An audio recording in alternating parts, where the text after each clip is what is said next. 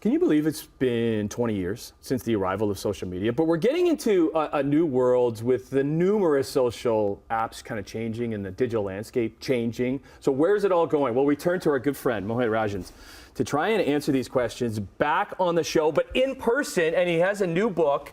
This is an ebook, Navigating the Social Media Shift. So great to have you in person. We love having you on the show. Your ideas are great, oh, thanks, and your knowledge is fantastic. Congratulations on the book. Thank you. Why an ebook? Yeah, I did an ebook because, let's be honest, by the time you publish a book on anything to do with technology, that technology has changed already. So this is giving me an opportunity for parents and professionals to actually update things on a timely basis. There are so many changes happening in the world of social media. We can't ignore them or just wait for our friends to tell us about them. There's 20-year-olds out there that have never known a world without social media. Exactly. Now, we're a certain vintage that we've known a world before.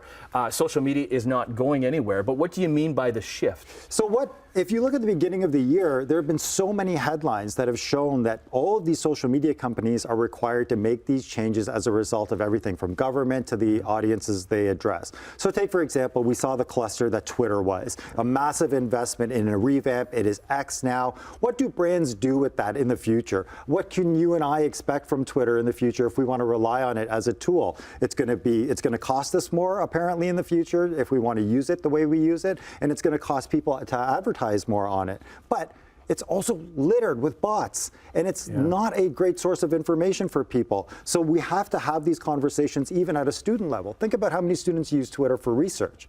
Right now, with it being littered with bots, it's another example about not being able to rely on a tool the way we even relied on it 2 years ago. Because I rely on the tool. It's the first thing I open up when I come into work. But again, you have to ask that question. You can't assume everything is right on there, for sure. Specifically, even what's going on with the war in Israel between Hamas and people commenting on certain things, putting things out there, and then having to recoil things because you're not sure what is real, what is not real. Mm-hmm.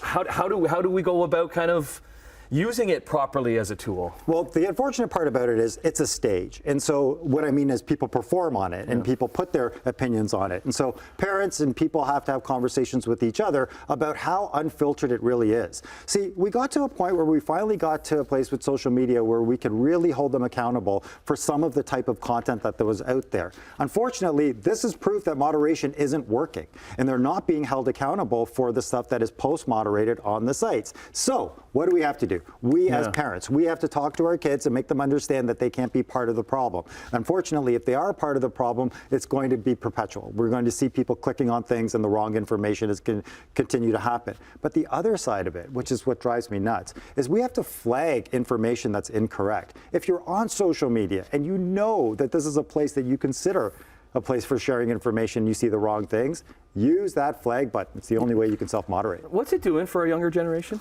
Well, I think we're in a situation now where a younger generation is going to use social media as part of their profession regardless of what they're doing. There's so many aspects of social media that are positive and that will help them be better professionals. So when I talk about navigating, the idea is let's change what digital literacy means. Not every kid needs to learn how to code. Not every kid needs to learn how to be proficient on Snapchat or an influencer on YouTube. But they do need to understand what it means to actually use these tools, because when they're in the classroom, when they're going to their jobs, or they're going to be nurturing their family experiences in the future, social media will still be there. It's not going anywhere. How else do we prepare for it? What these changes? What's going on with it? Yeah, I think a couple of things we have to remember. Every single social media app has their own ecosystem. TikTok at the beginning of the year had all this bad rap. It was banned by government phones, etc. They've got their own news and information that you have to follow if people in your life are interested in it. Same thing with Google and YouTube, Meta, Facebook, and Instagram. It's not one thing anymore. Remember the idea of going viral back in the day? Yeah. It was one video everywhere. Doesn't happen. You can have entirely different conversations on each separate network, and that's why going through the shift is very important for people. Okay, Mohit's new book, Navigating the Social Media Shift, Parents, Professionals, online now, and you can find more about Mohit, thinkstart.ca. Great to have you on set, in person. Keep up the great stuff. My pleasure, Tim. Thanks for having me.